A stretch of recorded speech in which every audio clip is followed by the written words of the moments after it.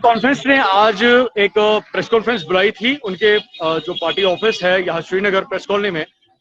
और उस press conference के दौरान उन्होंने कम से कम जो है 7 पॉइंट्स ऐसे जो है वो एडमिनिस्ट्रेशन के सामने रखे, जो उनको लगा कि बहुत ही ज्यादा इम्पोर्टेंट है इस वक्त जो है जिन चीजों पे बात करनी चाहिए। सबसे पहला जो उन्होंने पॉइंट इस्तेमाल किया वो ये था कि जो कल एक बाइक एक्सीडेंट हुआ और उसमें जो कहा गया, जब रिपोर्ट सामने आई तो जो दोनों बाइक पे जो राइडर्स थे उन्होंने हेलमेट का इस्तेमाल नहीं किया था।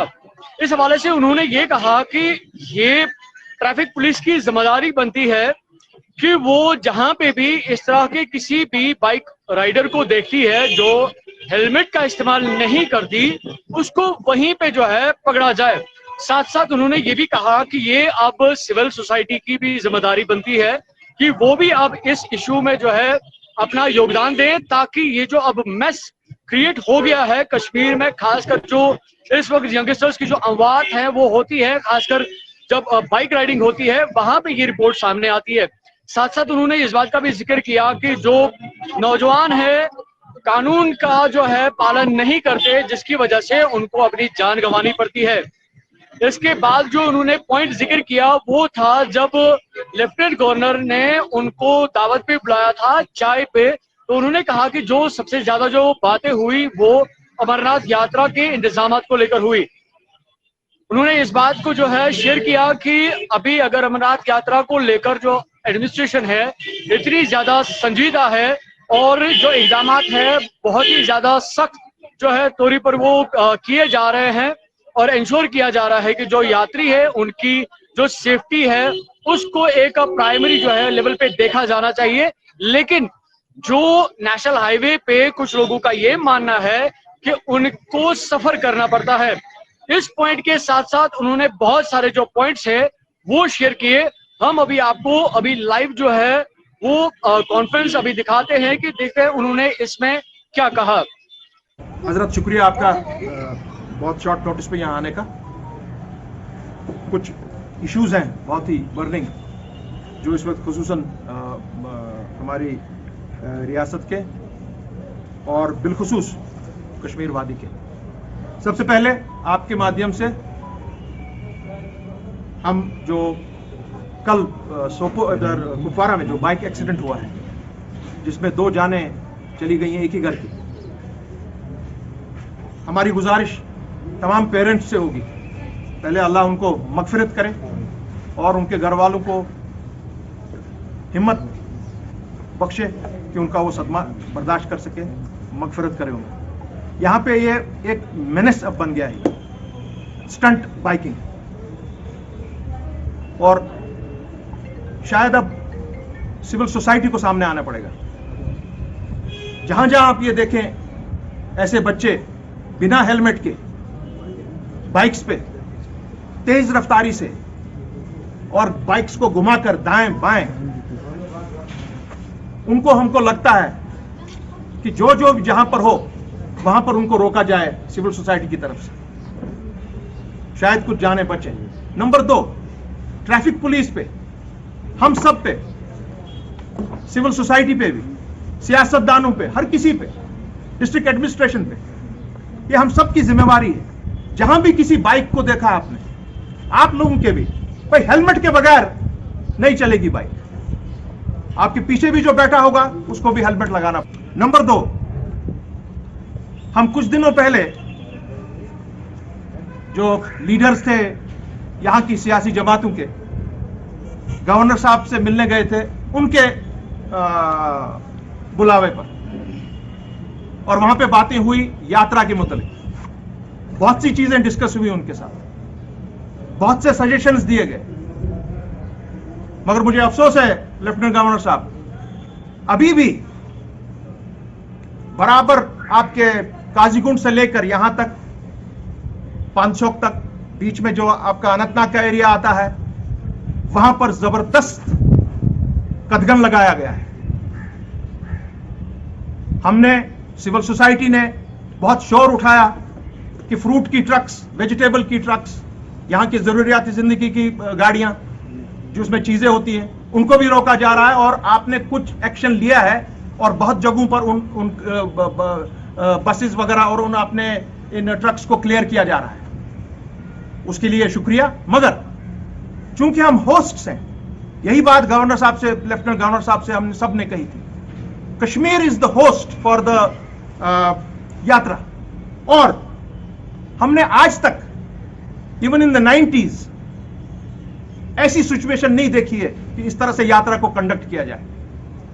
अगर आप होस्ट को ही कहेंगे कि आप दुकानें अपनी बंद करें, आप एक एंड से दूसरे एंड तक हाईवे में क्रॉस नहीं कर सकते हैं, यह शायद बहुत ज्यादती है कश्मीरी अवाम के साथ करें। और ये जो कदगन है, इनको आप मेहरबानी करके थोड़ा नरम करें, सो दैट यहां के लोग भी चैन का सांस लें और उनको लगे कि नहीं, कोई मुहासरा नहीं उनसे हो रहा है।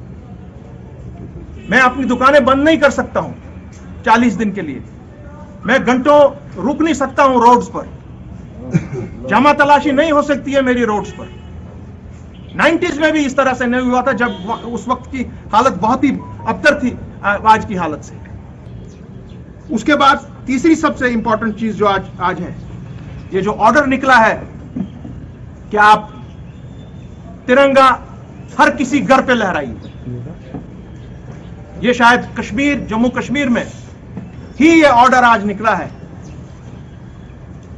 तिरंगा यहां पर 1947 से लहरा रहा है और कभी भी कहीं भी किसी कश्मीरी ने, जम्मू कश्मीर के नागरिक ने कभी भी कोई बेदबी इस झंडे के साथ नहीं की है, नेवर। इससे आप क्या दिखा रहे हैं पूरे वर्ल्ड में? क्या कश्मीर आपके साथ नहीं है? क्या कहीं पर इस तरह का ऑर्डर है? क्या आपको हर घर में झंडा लहराना है? झंडा जब दिल से लहराएगा कोई आदमी, तब झंडा होगा। जबरदस्ती आप बोलेंगे तो यह कोई बात नहीं बनी, एक अच्छा मैसेज नहीं देता है। उसके बाद में एक और अहम चीज है कि 2 बंदे, एक जो उदयपुर में पकड़ा गया और जो दूसरा हमारा रियासी साइड में पकड़ा, आईटी सेल का, वो बीजेपी का बंदा था। और हमारी सरकार आज ये कह रही है, जो उसकी तहकीकाती एजेंसीज हैं, कि हमको शक है कि जो बॉम्ब ब्लास्ट वगैरह कुछ हुए हैं उन एरियाज में, यहां पे कुछ कार्रवाइयां हुई हैं, ये लोग उसमें मुलविस थे। सो आज क्वेश्चन उठ रहा है खुद बीजेपी के ऊपर कि भाई आपकी सफों में ऐसे लोग हैं, आप यहां पे मारदाड़ और जोर जबरदस्ती करवाना बंद करें। हमारी पुलिस एजेंसी से हमारी दरखास्त है कि आप जरा मेहरबानी करके बीजेपी की तरफ भी नजर डालें कि उनके सफों में कौन है। कुछ हादसा रोनुमा हुए हैं, क्या पता किसका किसके साथ मामला हो जुड़ा। अगर हम जैसे किसी आदमी का फोटोग्राफ जिस तरह आज निकल रहे हैं सियासी लीडरान के साथ, आपने तो उन जैसे आदमियों को अभी तक FIRs के तहत, जेलों के तहत पता नहीं कहां कहां भेजा होता, तो आप क्या कार्रवाइयां कर रहे हैं? आपकी जो पुलित्जर अवार्ड विनर जर्नलिस्ट सना, उनको रोकना एयरपोर्ट पर, दैट इज अनडेमोक्रेटिक। और उसी के साथ साथ मैं इतना भी कहूं कि जो आजकल माइनॉरिटीज के साथ जिस तरीके से सरकार की एजेंसीज पेश और उनके साथ जोर जबरदस्ती करते हैं, सर, माननीय होम मिनिस्टर, माननीय प्राइम मिनिस्टर, जहां पर भी कहीं किसी भी माइनॉरिटी, हिंदू माने मुसलमान, सरदार, क्रिश्चियन, दलित, जो भी माइनॉरिटीज हैं, जिस तरीके से उनके साथ डील किया जा रहा है,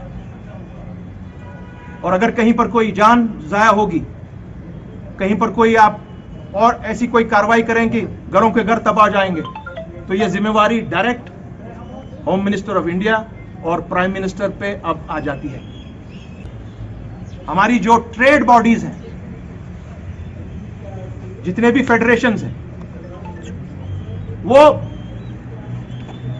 मिलते रहते हैं यहां की अथॉरिटीज से, वो मिलते रहते हैं सेंट्रल गवर्नमेंट की अथॉरिटीज से, क्योंकि 370 और 35A का मामला शायद अनकरीब ऑनरेबल सुप्रीम कोर्ट में दोबारा सुनवाई के लिए शुरू हो रहा है, जिस पर हम जबरदस्त नजर रखे हुए हैं। मैं इन सियासी जमातों से इतना ही कहूंगा और इन ट्रेड यूनियन से, इन बॉडीज से, कॉमर्स से, चैम्बर ऑफ कॉमर्स वगैरह से, कि अगर आप कुछ नहीं कर सकते हैं, एटलीस्ट जब आप होम मिनिस्टर से मिलते हैं, प्राइम मिनिस्टर से मिलते हैं, यहां के मिनिस्टर से मिलते हैं, बाहर से जो लोग आपके साथ मिलाए जाते हैं, यूरोपियन यूनियन को लाया जाता है, आप में से कोई भी, मैंने कभी नहीं आपकी जबान से सुना है कि आप उनको कहें कि आप हमारे साथ ज्यादती हुई है, अनकॉन्स्टिट्यूशनल जो और इलीगल जो डिसीजन, इरेशनल जो 5 अगस्त 2019 को हुआ वो गलत था, किसी एक ने नहीं सुना है। मैंने कभी अपने चैम्बर ऑफ कॉमर्स के किसी भी नेता के जबान से यह नहीं सुना है कि वो जब जाता है मिनिस्टर से मिलने के लिए अपनी डेलीगेशन को लेकर वो 370 या 35A की बात करता है। क्यों नहीं करते हो भाई? क्या वो सिर्फ हमारा ठेका है? वो हर किसी, जम्मू कश्मीर, लद्दाख, हिंदू, मुसलमान, सिख, ईसाई, बौद्ध, कश्मीरी पंडित, वो हर किसी का 370 और 35A सिर्फ मेरा नहीं है। मैं ये बात करना चाहता हूं। और आप सिर्फ अनाप शनाप बातें बोलते हैं कि अब जी लूट मारा है, ये किया है, वो क्या। भाई जिसने लूट किया है लाओ सामने, उसको बताओ, हाँ भाई ये लूट है, ये आपने किया है, देखा जाएगा, कानून कार्रवाई करेगा। पीएचईडी का व्हाइट पेपर शाया किया है और चूंकि उसकी किताबचे महदूद थे और वो पहुंच गए हैं चारों तरफ से, पूरे मुल्क में भी और यहां पर भी। और क्योंकि हमारे उनके स्पोक्स पर्सन हमारे तारिगामी साहब, वो कुछ दिनों से थोड़ा सेहत से ठीक नहीं है, उनकी पीठ का कुछ प्रॉब्लम है, सो शायद कल या परसों भर में इंशाल्लाह उसको नेट पे डाल दिया जाएगा, so that people all over the country, all over the world will go through that document. और वो डॉक्यूमेंट बहुत ही इंपॉर्टेंट होगा जब हमारा 370 का मामला सुप्रीम कोर्ट में इंशाल्लाह, मुझे लगता है जुलाई एंड में या अगस्त में इंशाल्लाह वो उठेगा and we will win. For advertisements in Channel 1, please contact on 7006444869.